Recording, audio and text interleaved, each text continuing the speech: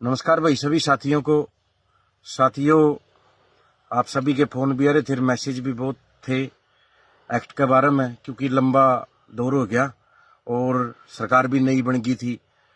लेकिन कल जो अधिकारी बयान आया है मुख्य सचिव माननीय रस्तोगी साहब का, उसमें देख के साथियों के मन में बहुत सवाल थे। संगठन के बारे में भी एक भाई SOP पेंडिंग की थे और जायज भी, क्योंकि आप लोग संगठन के मेहनती कार्यकर्ता हो और कई तो बागड़ बिल्ले हैं जो ग्रुपा में हलचल भी मचा रहे के है, तो उनका काम तो वही। लेकिन मैं अपने जो भारतीय मजदूर संघ के समर्पित कार्यकर्ता हैं, भारतीय मजदूर संघ पे अन्य अन्य संगठन के जुड़ रहे हैं, जिन इसका बनाने में बहुत योगदान है, तो उनको साथियों कहना चाहूँ, साथियों पता नहीं रस्तोगी साहब ने यो क्यों बयान दिया है।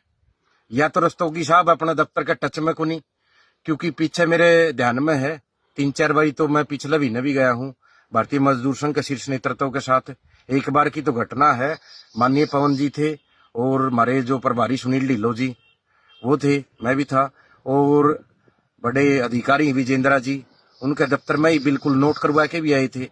क्योंकि जो मुद्दे थे जो हमने लग गया, माननीय पवन जी ने, माननीय शीर्ष नेतृत्व जो भारतीय मजदूर संघ का, उसने लग गया वह खामियां थी जो, क्योंकि मुख्यमंत्री जी अगला जो मीटिंग थी उसमें 12-13 मार्च की हुई थी बात, लेकिन उसमें 1-2 खामी थी, चाहे छुट्टियां की थी या किसी पोस्ट को लेके थी, कैटेगरी ने जो कुछ शामिल नहीं करी स्कीम और करे कुछ जो सुझाव देने थे कि ज्यादा से ज्यादा कर्मचारी को लाभ मिले, वो सब भारतीय मजदूर संघ ने 2-3 बार तो मेरी नॉलेज में है कि विजेंद्र जी के ऑफिस में दे के आए थे हमें, बिल्कुल पेंसिल गल उन्होंने नोट भी करे थे। लेकिन रस्तोगी साहब या तो दफ्तर के टच में को नहीं, रस्तोगी साहब ने जो कार्यालय का है चीफ सेक्रेटरिएट का ऑफिस है वो कर्मचारी अधिकारी बता नहीं रहे, या इस मुद्दे पर के है। क्योंकि राजनीति अगर करनी है तो राजनीति तो सरकार ने करनी चाहिए, सरकार तो करगी, यूज करगी। हरियाणा के कर्मचारियों ने 1.25 लाख कर्मचारियों ने यूज करगी, कहना चाहूं तो, क्योंकि सरकार तो सत्ता में आएगी। नायब सैनी तो 2 बार मुख्यमंत्री बन के बैठ गए, पहले थे, सरकार तीसरी बार बन गई। एक मोटा जो वोट बैंक मिला हरियाणा का श्रमिक मजदूर की तरफ से मिला, तो हरियाणा सरकार ने मिला, इस वोट में फायदा मिला। खुद नायब सैनी जी मुख्यमंत्री बन गए, मनोहर लाल जी ऊपर केंद्र मंत्री बन गए, लेकिन हरियाणा कर्मचारी ने क्या मिला भाई? आश्वासन। बहुत बढ़िया, हमने धन्यवाद भी कराया मुख्यमंत्री जी विधानसभा में ये प्रस्ताव पास कराया, अखबार अपने गरीब परिवारों के लिए अच्छी स्कीम लेके आई, एक्ट लेके आई, लेकिन वो मुख्यमंत्री जी का हमने कर दिया। और माननीय चीफ सेक्रेटरी मुख्य सचिव जो रस्तोगी जी वो पेंडिंग है, हमने SOP उस लगते, SOP तो अभी तक फाइनल ही नहीं है। SOP मजदूर संघ को या अन्य कर्मचारी संगठन को किसको दे दी? केवल सुझाव आपने मांगे थे, हमने बताया था, हमारा शीर्ष नेतृत्व ने आपको सुझाव भी दिए थे जो नोट करवा दिए। तो इस बात ने ऐसे उलझाने की बजाय इसको आप अपने दफ्तर में पता करो। और जो हरियाणा का कर्मचारी बहुत दर्द में है, बाकी में ज्यादा अधिकारियों का गलत अधिकारी कह देंगे, अधिकारियों ने आज तक कुछ नहीं दिया। अधिकारियों ने काम करना सरकार की नीति पर, सरकार जो नीति लेके आई थी अकबर हरियाणा के कर्मचारी ने यह चीज देवांगे।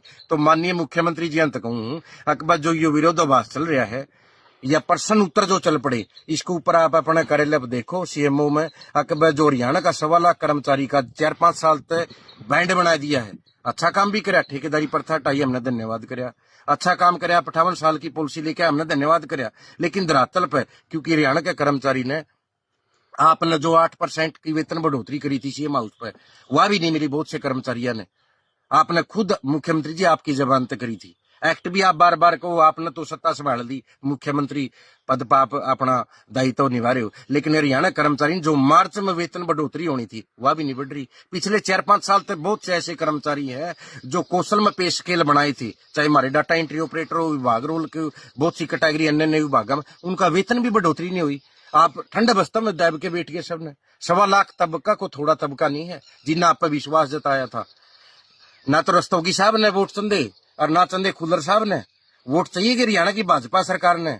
और हरियाणा का ये श्रमिक मजदूर जो आप में एक आस देखा है, विश्वास देखा है मजदूर, तो उसकी जो काबिलियत थी उसकी आपने एक बढ़िया मौजूदगी विधानसभा के सदन में आपने, आपके विधायकों ने समर्थन देके एक बढ़िया विधेयक पास कराया था। तो आप तक गुजारिश है, समय रहते उस दर्द ने समझो।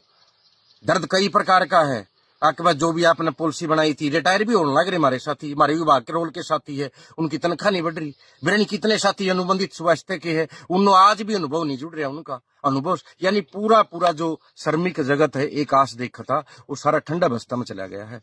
और रस्तोगी साहब, आपने तो एनएचएम का भी केस देखा होगा, पता नहीं किसे, ये रस्तोगी साहब हैं जिनने एनएचएम के बाइलाज फ्रीज कर दिए। आज कोर्ट में गया मामला। तो अधिकारी के सत्र पर जब ये है, आप तो एक्सटेंशन के बाद भी बैठना चाहो। और हमने जो मिलना चाहिए हमके मांगा, कुछ ज्यादा तो नहीं मांगते, वो मांगा जो मुख्यमंत्री जी ने विधानसभा के सदन पर दे दिया, पास कर दिया सभी ने। बड़ी इलेक्शन में पीठ थपथपाई सब ने, हमने यो कर दिया, लेकिन वास्तव में आपने सिर्फ उसकी पैरवी करी है। अब तक 1 रुपए का भी फायदा किसी भी हरियाणा का श्रमिक मजदूर ने नहीं, किसी कर्मचारी ने। तो आप तक गुजारिश है, सभी साथियों तक भी गुजारिश है, भाई सीजन का काम चल रहा है, संगठनात्मक निर्णय संगठन की बैठक में लिए जाए हैं। व्हाट्सएप के ग्रुप में नहीं होंगे, व्हाट्सएप ग्रुप एक सूचना का माध्यम है। और अधिकारी कभी भी पॉलिसी बनाते हैं तो सरकार जब निर्देश दे, और सरकार जब संगठन का दबाव, संघ परिवार का आशीर्वाद अपन मिला है। भारतीय मजदूर संघ का शीर्ष नेतृत्व हमारा जो ऊपर देखा है, माननीय पवन जी है या अध्यक्ष महामंत्री हमारे, वो देखेंगे इस चीज ने। मैं तो इतना ही कहना चाहूँ, दायित्व प्रदेश का कार्यकर्ता का मेरे पास दायित्व है, आप सभी के फोन आवते तो आपने जो संगठन में समर्पित और चाहे कोई भी प्रोग्राम आ उसमें संभव तक काम कराया है, तो बिल्कुल उस खोना नहीं है। आंदोलन सड़क पर होते हैं, फिर भी उसका भी फैसला सरकार की टेबल पर हुआ है। और मुख्यमंत्री जी तक भी, और ये जो मैनेजमेंट के ऊपर या हरियाणा सरकार के मुख्य अधिकारी चाहे खुदर साहब हो, आपने इतना बढ़िया ये अंजाम दिया है कलमत रस्तोगी जी, इसने अमल में लेके आओ। भारतीय मजदूर संघ पर या किसी कर्मचारी संगठन पर डालने की कोशिश ना करो। एनएचएम का बैंड बना दिया, ये भी 1.25 लाख कर्मचारी का बैंड बनाने की जरूरत नहीं है। मैं फिर भी आपका अनुरोध करूं हूं, अकबर उस गरीब परिवार मजदूर की तरफ देखो जिसका वेतन भी फ्रीज कर दिया, और 4-5 साल तक फ्रीज कर दिया। 10-12 जिले तो है जिनमें कर्मचारियों वेतन बिल्कुल नहीं बढ़ा 4-5 साल तक, और जो 58